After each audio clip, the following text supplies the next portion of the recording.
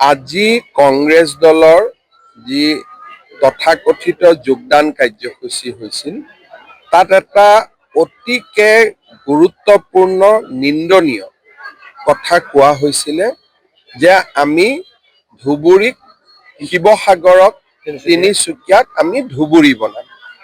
ধুবুৰী মানে কি? য'ত আমাৰ কোচ ৰাজবংশী আৰু আন জনগোষ্ঠীৰ লোকসকল আছিল। বাংলাদেশী লোকসকলৰ আগমনে এতিয়া ধুবুৰীত 85% লোক বা 80% লোক বাংলাদেশী মূলৰ হৈ পৰিছে। তাত এতিয়া আমাৰ হিন্দুসকল একেবাৰে সংখ্যালঘু। এতিয়া ধুবুৰী বনাম মানে কি? তাৰমানে শিৱসাগৰ আৰু তিনিচুকীয়ালৈও আমি বাংলাদেশী আনিম। যেনেকৈ আমি ধুবুৰীত আমি হিন্দুসকলক সংখ্যালঘিষ্ঠ কৰিলোঁ, বৰপেটাত কৰিলোঁ, বা আমি বঙাইগাঁৱত কৰিলোঁ, বা আমি আমাৰ গোৱালপাৰাত কৰিলোঁ, তেনেকৈ আমি শিৱসাগৰ আৰু তিনিচুকীয়াক কৰিম। শিৱসাগৰ তিনিচুকীয়া বুলি ক'লে লগত ডিব্ৰুগড় চৰাইদেউতো যোগ হৈয়ে গ'ল। এনেকুৱা ধৰণৰ কথা যেতিয়া ক'লে তেতিয়া মই ৰেজাউল কৰিমক মই সমালোচনা নকৰোঁ, কাৰণ মই অসমীয়া, মইতো সকলোতে অসমীয়া থকাটোৱে বিচাৰিম। মই বাংলাদেশী মিয়া, মইতো বিচাৰিম সকলোতে বাংলাদেশী মিয়া হওক।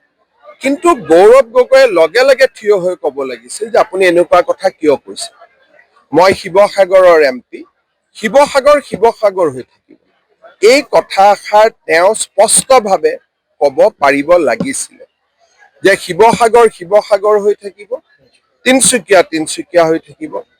পাৰিলে ধুবুৰীখনতো আমি অসমীয়া কৰিম। বাৰু ধুবুৰীখনৰ কথা তেওঁ নকওঁকে, কিন্তু অন্ততঃ শিৱসাগৰক ধুবুৰীখনক শিৱসাগৰত ধুবুৰী কৰিম বুলি কওঁতে তেওঁ লগে লগে উত্তৰ দিব লাগিছিল যে কোন দিশৰ পৰা ধুবুৰী কৰিব, বাংলাদেশী মিয়াৰ পৰা নে আন কিবাৰ পৰা? বাকী সকলোতেতো শিৱসাগৰ এনেই আগবঢ়া, শিক্ষা সংস্কৃতি সকলো ক্ষেত্ৰতেতো ধুবুৰীতকৈ আগবঢ়া হৈয়ে আছে। গতিকে কোনটো ক্ষেত্ৰত ধুবুৰী শিৱসাগৰ হ'ব?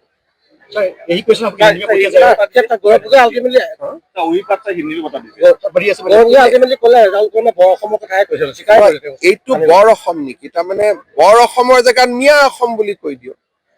বৰ অসম আৰু মিয়া অসমৰ মাজত ডিফাৰেন্সটো গৌৰৱ গগৈয়ে বুজি পায় নাই নাজানো মই। শিৱসাগৰ যদি ধুবুৰী হয় তেতিয়াহ'লে বৰ অসম নহয়, সেইখন মিয়া অসম হ'ব। গতিকে এই কথাবিলাকতে আমাৰ আপত্তি যে কংগ্ৰেছে যি ধৰণে মিয়াৰ ওচৰত আত্মসমৰ্পণ কৰিছে, সি অসমীয়া জাতিসত্তাৰ প্ৰতি এটা ভাবুকি আনি দিছে।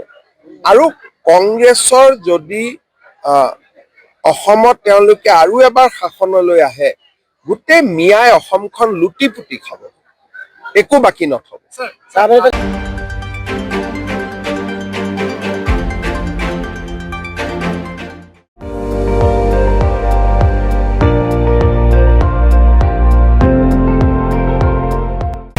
আপুনি চাই আছে ND24, সৰ্বশ্ৰেষ্ঠ নহয় সৰ্বোত্তমৰ দৌৰ।